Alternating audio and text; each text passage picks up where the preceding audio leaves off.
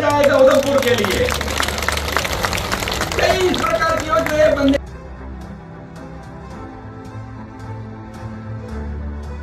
भारत माता की जय।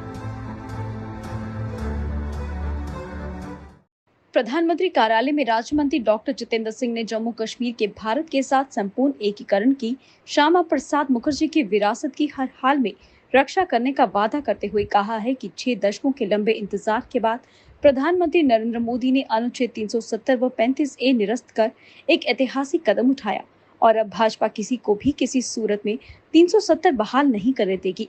भाजपा उम्मीदवार पवन गुप्ता के साथ उनका नामांकन पत्र दायर करवाने पहुंचे डॉक्टर जितेंद्र सिंह ने नामांकन दायर होने के बाद जनसभा को संबोधित करते हुए कहा कि भाजपा का ये वैचारिक संघर्ष उसी दिन शुरू हो गया था जिस दिन प्रेमनाथ डोगरा ने प्रजा परिषद की नींव रखी थी और ये भारतीय जनसंघ का मुख्य एजेंडा भी रहा, जिसके लिए जनसंघ के संस्थापक श्यामा प्रसाद मुखर्जी ने अपने प्राणों का बलिदान दिया। इसलिए हर भाजपा कार्यकर्ता का ये दायित्व बन जाता है कि मुखर्जी के जिस सपने को प्रधानमंत्री नरेंद्र मोदी ने 5 अगस्त 2019 को 370 खत्म करके पूरा किया, उसकी हर हाल में रक्षा की जाए। डॉक्टर जितेंद्र सिंह ने कहा कि जम्मू कश्मीर के भारत के साथ संपूर्ण एकीकरण के बाद यहाँ विकास का नया सूर्य उदय हुआ और आज यहाँ सड़कों का नेटवर्क है, विश्व का सबसे ऊंचा रेलवे पुल है और यहाँ के अरुमा मिशन ने युवाओं की तकदीर बदली है।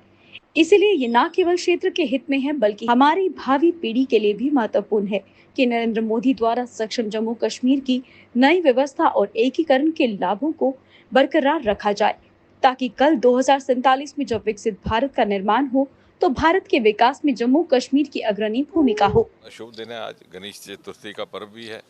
और माननीय पवन गुप्ता जी के नामांकन का मुहूर्त भी था और जैसा हम सब जानते हैं यहाँ के लोकप्रिय नेता हैं, केवल उधमपुर वेस्ट के ही नहीं जम्मू कश्मीर के भी और उधमपुर ज़िले के तो हैं ही हैं। और जिस प्रकार से लाला शिवचरण गुप्ता जी ने इस क्षेत्र की सेवा की थी और सारा अपना जीवन उसमें व्यतीत कर दिया, उसी विरासत को आगे बढ़ाते हुए इन्होंने लोकतांत्रिक परंपराओं की और मर्यादाओं की श्रेष्ठ परंपराओं का मर्यादाओं का पालन करते हुए अपना भूमिका निभाई है। चाहे ये एमएलए रहे पूर्व में, उससे साथ साथ ही मंत्री भी रहे। और जिस प्रकार से उधमपुर ज़िला विशेषकर प्रजा परिषद और भारतीय जनसंघ के ज़माने से राष्ट्रवाद का एक बहुत बड़ा केंद्र रहा है, ऐसे समय में भी जब पूरे के पूरे प्रदेश में अलगाववाद और इस प्रकार की विभाजित करने वाले तत्वों ने अपना तांडव रचा था, उस समय भी उधमपुर से राष्ट्रवाद की आवाज़ गूंजती थी जो देश भर में सुनाई देती थी। और हमें विश्वास है कि इस चुनाव में भी जिस प्रकार से एक चुनौती का सामना हमारे सामने चुनौती एक रखी गई है नेशनल कॉन्फ्रेंस कांग्रेस की ओर से कि वो पुनः उसी दौर में हमें ले जाएंगे 370 के हटने से पहले के, तो मुझे लगता है कि हम सब भारतीय जनता पार्टी के कार्यकर्ताओं को ये दायित्व है कि श्यामा प्रसाद मुखर्जी ने जिस विरासत के लिए और जिस संकल्प के लिए अपना बलिदान दिया था, उस संकल्प को सिद्धि तक पहुंचाना और उसको कायम रखना। और हमने ये सुनिश्चित करना, क्योंकि ये लड़ाई अब मात्र वोट की या भारतीय जनता पार्टी की नहीं रह गई, ये एक सिद्धांत की लड़ाई है कि क्या अगर हम वापस उसी दौर में चले जाए तो क्या हमारी माता बहनों को ये स्वीकार होगा कि उनकी बेटियों को विवाह के बाद उनको माता पिता की जायदाद से बेदखल कर दिया जाए? क्या हमें ये स्वीकार होगा कि 70 वर्ष से आए हुए हमारे शरणार्थी भाइयों को एक बार पुनः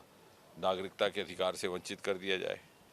क्या हमें स्वीकार होगा कि हमारे वाल्मीकि समाज के बच्चे चाहे जितना भी पढ़ लिख कर जाएं फिर भी उन्हें वही पेशा अख्तियार करना पड़ेगा जो उनके बाप दादा करते रहे? तो एक 21वीं शताब्दी में जब भारत एक भौगोलिक भूमिका में आ गया है तो ये कदापि मुमकिन नहीं कि हम इस क्षेत्र को किसी भी तरह से पिछड़ने दें। और आने वाले समय में ये उधमपुर का एक बहुत ही सरमायादार क्षेत्र है जिसको मोदी जी के आने से पहले न तराशा गया न तलाशा गया। आज इसके रिसोर्सेज को पहली बार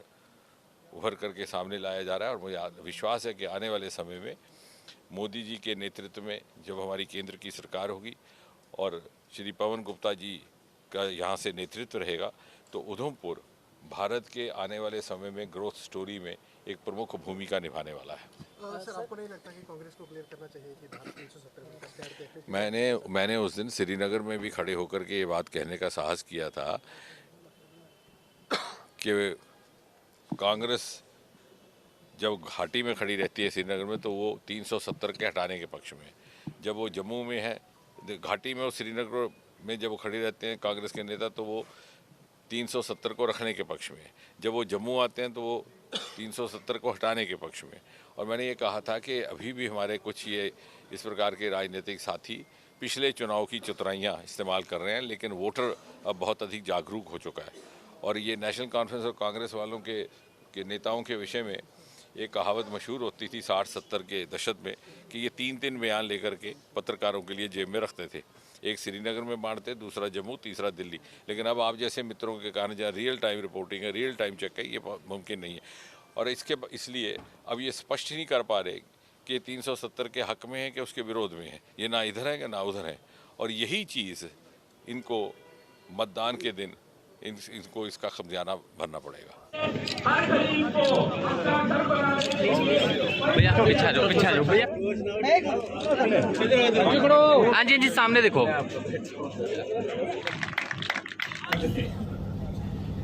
आपके यहाँ से विशेषकर उधमपुर में और एक अच्छी उधमपुर के लिए एक फार्मास्यूटिकल इंडस्ट्री पार्क लाया जाएगा उधमपुर के लिए।